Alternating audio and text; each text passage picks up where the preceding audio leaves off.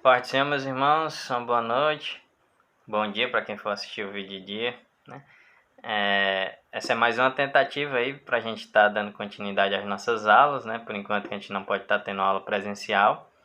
Eu desisti de fazer aqueles vídeos curtos pelo meu celular, né? Mandar pelo WhatsApp, porque ficava muito corrido, eu ficava preocupado com o tempo, senão eu ia perder o que passasse de 2 minutos e meio, né? Então eu estou fazendo esse teste aqui agora através do YouTube.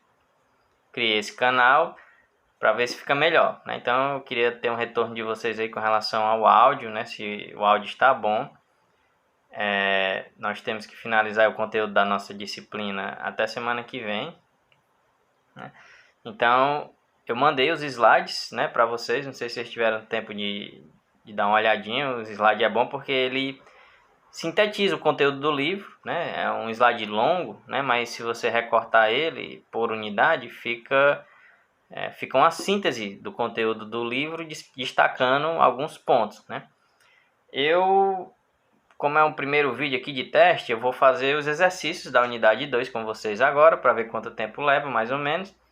E aí eu queria que vocês me dessem um retorno do vídeo, se ficou bom, né? Trouxessem suas dúvidas, e aí a gente vê, dependendo da qualidade do vídeo, né, se tiver ficado bom, para a gente ver como é que a gente faz para dar as aulas por aqui, né? As outras unidades, né? Se só o slide é suficiente para vocês, e aí a gente faz só os exercícios por aqui, ou se vocês preferem que eu tente dar uma aula também, é um pouco limitado porque não tem a lousa, né? Vocês sabem que eu gosto de escrever bastante, né? Por isso que eu mandei os slides, né? Para substituir a lousa, a ausência da lousa. Mas enfim, vamos lá, porque não quero que o vídeo fique muito longo, né? O exercício da unidade 2 começa com lacunas, né, para você preencher de acordo com o que está no livro, né? Então lá no capítulo 1 da unidade 2, ele vai falar sobre a espiritualidade do pastor e vai dar alguns exemplos de homens de Deus que tiveram visões acerca da batalha espiritual que envolve a vida pastoral, a atividade pastoral, né? E a Bíblia apresenta alguns homens de Deus, profetas, apóstolos, né, que enfrentaram grandes e terríveis batalhas espirituais, e é importante o pastor conhecer essa realidade para saber lidar com ela, né, quando ela vier, né? Então, na primeira lacuna, ele pergunta qual foi o profeta que teve a visão da batalha espiritual, né? Lá no livro, se você pegar, e nos slides, eu acho que ele fala isso também, né? Esse primeiro profeta aí foi Daniel, né?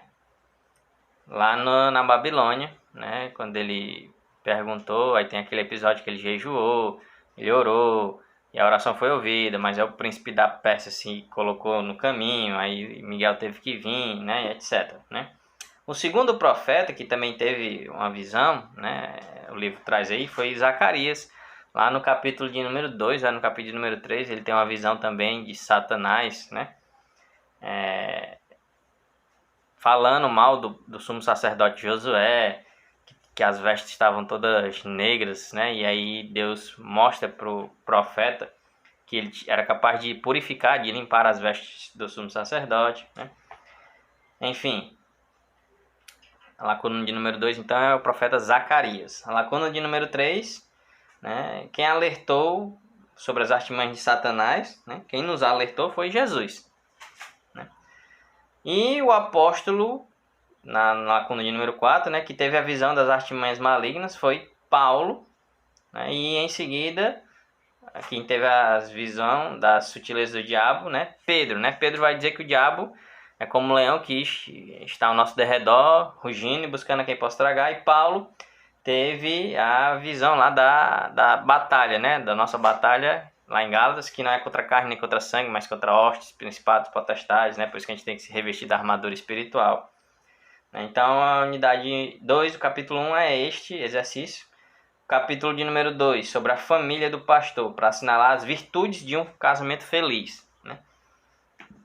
Então, tanto no slide quanto no livro, ele vai colocar alguns pontos, e aqui por exclusão, né, você já acerta, né?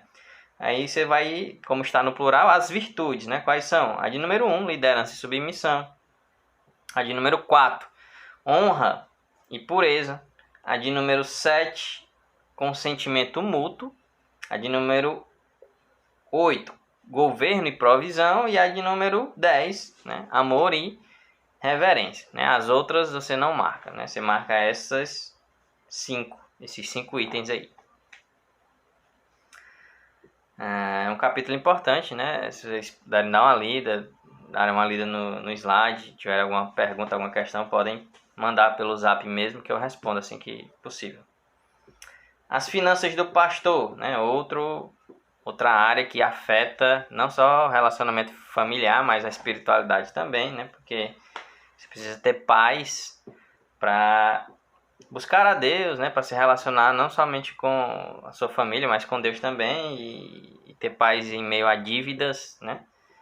Principalmente dívidas contrariadas indevidamente, né? Assim, que poderiam ter sido evitadas, né? Contrariadas, não, contraídas, né? Que rouba a nossa paz, né? Então, a vida financeira é um capítulo importante também para ter uma noção. E aqui no exercício ele pede para, a partir do texto de Malaquias, falar das promessas, né, que os fiéis no dízimo recebem, né? E aí para colocar verdadeiro ou falso. Então, o primeiro item, promessa de vida regalada. Não existe essa promessa lá no texto de Malaquias, é falso. Promessa de janelas abertas, né, isso aí Deus fala lá no texto. Promessa de fartura de dinheiro? Não, isso não existe, falso. Número 4, promessa de bem-aventurança, será feliz, sim, verdadeiro. Promessa de repreensão do devorador, sim, verdadeiro. Promessa da casa própria? Não, né? Isso aí é falso. Né? Então fica a sequência FVFVVF. Capítulo de número 4, a saúde e o tempo do pastor. A gente já até tocou um pouco nesse assunto na aula passada, quando a gente falou da dimensão fisiológica, né? Que tem a ver com a saúde física do pastor. Né? Então, aqui ele vai falar sobre, no caso do ministério, né? Quais os riscos que costumam atingir a vida de vários obreiros. Né? E aí você vai associar a segunda coluna de acordo com a primeira. E na primeira tem 4 palavras, né? Que a primeira é estresse, a segunda fadiga, a terceira ativismo e a quarta é eclesiomania. Aí na segunda, que a gente tem que preencher agora, de cima para baixo fica assim. A primeira lá, vazia. É uma síndrome caracterizada pelo gosto exagerado pelas coisas de Deus, né? Ou da igreja, né? É a eclesiomania, ou o ativismo religioso, né? Deve ser evitado. Chega a ser doentio. Número 4, né? Número 2 vai ser a seguinte, que é o cansaço, não apenas em decorrência do trabalho corporal, mas resultante de sentimento de insegurança, etc. Né? É a fadiga, né? A exaustão. Né? Seguinte, que é viver sobre uma ação vigorosa, estressante e violenta, é a famosa correria do dia a dia, né? É o ativismo, a eclesiomania é o extremo disso, né? Sobretudo focado na dimensão eclesiástica, né? Na liturgia, nas coisas da igreja. Né? Mas viver nessa correria do dia a dia é o item 3 aí do ativismo. Né? E número 1 é uma reação do organismo por causa da influência de ordem física, psicológica e espiritual. Né? Uma das causas maiores, né, que geram mal-estar é o estresse. Né? Então ele vai ficar assim a questão: 4, 2, 3 e 1. Finalmente, o capítulo número 5, quais as virtudes naturais do ministro do Evangelho, né? Para você assinalar as alternativas corretas. Então, mais uma vez, está no plural, então significa que tem mais de um item correto.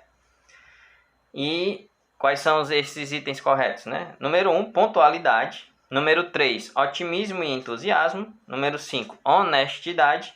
Número 7, objetividade. E número 9, comunicação. Né? As demais estão erradas. Né? Isso aqui a gente também já coincide um pouco com o capítulo 1 que a gente falou um pouco rapidamente, mas no slide ele destaca também aí, sobre o perfil, né, do obreiro, do pastor. Tem tudo a ver com essa questão do caráter também, só que aqui ele aprofunda um pouco mais. Então era isso, pessoal, esse vídeo, né, deu 10 minutos, era mais ou menos o que eu tinha em mente.